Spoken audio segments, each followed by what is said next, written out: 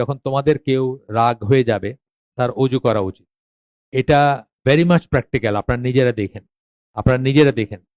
আমি যখন দিনের পথে প্রথম আসি তখন আমার এক জুনিয়র আমার বলতেছিল অজুর কথা, যে অজু আমরা যেসব জায়গাগুলো দিয়ে করি, আহ, শরীরের প্রান্তিক যেগুলা টিপস যেগুলা, সেগুলা কিন্তু আমরা করি, ধুই, ঠান্ডা করি। ধোয়ার চেয়ে বড় যদি আমরা বলি ঠান্ডা করি। এবং সেখানে সে বলতেছিল যে কানটা যে এরকম করি আমরা, এটা নাকি অসম্ভব, মানে সুদিং এফেক্ট এবং ঠান্ডা করার এফেক্ট আছে মানুষের এসে এখানে এই নার্ভগুলো যখন আমরা এই নার্ভগুলোর উপর যখন ভেজা হাতটা বুলাই তখন।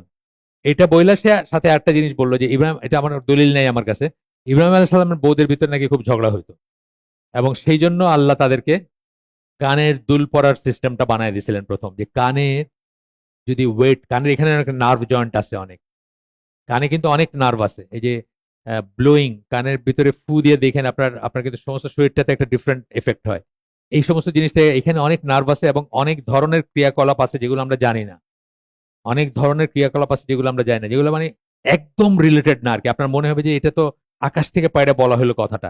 তো এই জন্য এটা একটা বড় সুদিং এফেক্ট আছে, যেই জন্য ইব্রাহিম আলাইহিস সালামের ওয়াইফদেরকে আল্লাহ বলছিলেন যে কানে, এটা বোধহয় ইসরায়েলিয়াতের বর্ণনা থেকে আসছে, তো কানে আপনার ওয়েট ঝুলাই দিতে, মানে দুল পরায় দিতে বা ঝুমকা বা ওয়েট আলা জিনিস একটু একটু ওয়েট দিলে তখন ওদের মেজাজটা ঠান্ডা থাকবে। তো যাই হোক, সেটা আমাদের আজকের বিষয় না। আজকের বিষয় হচ্ছে অজু করা নিয়ে। অজু করা নিয়ে এই যে কানের উপর যখন হাত বুলানো হয় তখন একটা অন্যরকম একটা সুদিং এফেক্ট আসে বা ঠান্ডা বা একটা একটা ট্র্যাঙ্কুইলিটি আসে মানুষের ভিতরে, যেই জন্য কিন্তু অজু করার কথাটা আল্লাহ রসুল বলছেন, বা যেই জন্য অজু করার কথাটা আসতেছে। এবং আপনার রাতে ঘুমানোর আগেও কিন্তু অজু করে ঘুমানোর কথা বলছে। তার ভিতর অনেক কিছুর ভিতর এইটাও একটা উইজডম, যে আপনি কাম ডাউন থাকবেন, আপনি আহ, শান্ত থাকবেন। এবং আপনি যদি শান্ত থাকেন, আপনি ইভেন দাম্পত্য সম্পর্কে মোর রিজলিউট হবেন, মোর চিন্তাশীল হবেন, মোর কম্পেশনেট হবেন, বা অন্যের প্রতি আপনার মায়া মমতা বেশি থাকবে, বা আপনি বুঝবেন বেশি থাকে। এটা একটা রিজন বলা হয় যে কেন আপনাকে আহ, শোয়ার আগে অজু করে শুইতে বলা হয়েছে। এবং তার জন্য নাকি ফেরেশতারা দোয়া করতে থাকেন। যখন ফেরেশতারা কি কি অবস্থায় দোয়া করেন তার ভিতরে একটা হচ্ছে এটা আর কি, যে মানুষের জন্য দোয়া করতে থাকেন যে করে ঘুমায়, অজু করে রাত্রে ঘুমায় আর কি সেটা। তো এই এই ছিল আমাদের আজকের মোটামুটি আয়োজন, একটু ছোট এই চ্যাপ্টারটা।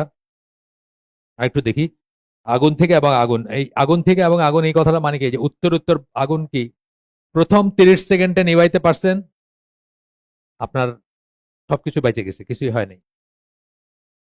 3 মিনিট অপেক্ষা করছেন, আপনার এই রুমটা আর বাঁচবে না। 15 মিনিট অপেক্ষা করছেন, পুরো বিল্ডিংটা পুড়ে গেছে।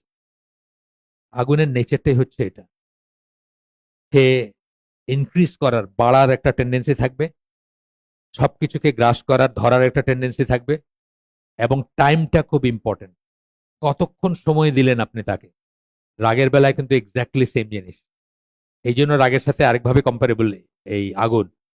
রাগও কিন্তু আপনি প্রথমেই যদি মুছে দিতে পারতেন, আপনার বেশিরভাগ রাগ দেখবেন যে তুমি এটা, তুমি এটা, তুমি এটা, তুমি এটা, তুমি এটা বলছো, তুমি এটা, এই করতে করতে করতে করতে বাইরে একদম শেষ পর্যায়ে চলে গেল। আপনাদেরকে একটা আমার জাহেলি যুগে একটা মুভির কথা বলছি, ওয়ার অফ দ্য রোজেস, আগেও বলছি এখানে। আমার জাহেলি যুগে দেখা একটা সিনেমা, সামান্য একটা কথা নিয়ে হাজব্যান্ড ওয়াইফের ভিতর লাগে এবং শেষ পর্যন্ত দুজন দুজনকে মাইরেই ফেলে।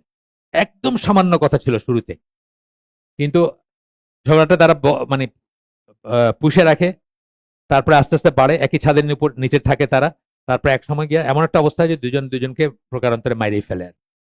এইটাই আর কি, রাগের ব্যাপারটা গোড়ায় শেষ করে দিবেন, শুরুতে শেষ করে দিবেন, বাড়তে দিবেন না।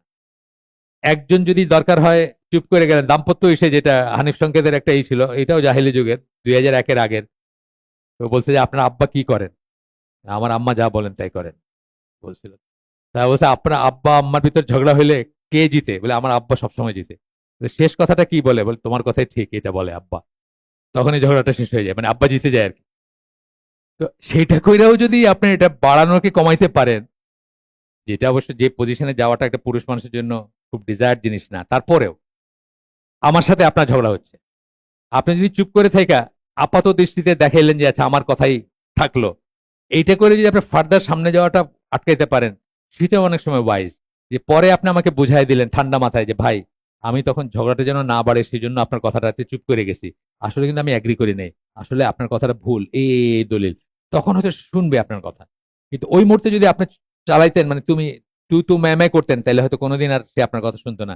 এই জন্য ইমাম শাফি একটা দোয়া করতেন যখন তার সাথে কারো বাহাস হইতো, কথা হইতো, যে আল্লাহ সত্যি কথাটা যেন ওর মুখ দিয়ে বাইর হয়, তাইলে সে নিতে পারবে এটা। কিন্তু এই অবস্থায়, বাহাসের অবস্থায় যদি আমার মুখ দিয়ে বাইর হয় সত্যি কথাটা, সে হয়তো ইগো বশত নিতে পারবে না। বুঝছেন? তো আল্লাহ আমাদেরকে তৌফিক দিয়ে, যা শুনলাম অনেক কিছু আমরা ভালো কথা শুনলাম, তার উপর আমল করার। সুবহানাকা আল্লাহুম্মা ওয়া বিহামদিকা আশহাদু আল্লা ইলাহা ইল্লা আনতা আস্তাগফিরুকা ওয়া আতুবু ইলাইক। আমরা যে শুনলাম তার ভিতরে ভালো কিছু শুনে থাকলে সমস্ত প্রশংসা আল্লাহর, আলহামদুলিল্লাহ। খারাপ কিছু শুনে থাকলে সমস্ত ব্যর্থতা আমার এবং সেটা শয়তানের তরফ থেকে। আল্লাহ আমাদেরকে তৌফিক দেন যে ভালো শুনলাম তার উপর আমল করার। আসসালামু আলাইকুম ওয়া রাহমাতুল্লাহি ওয়া বারাকাতুহু।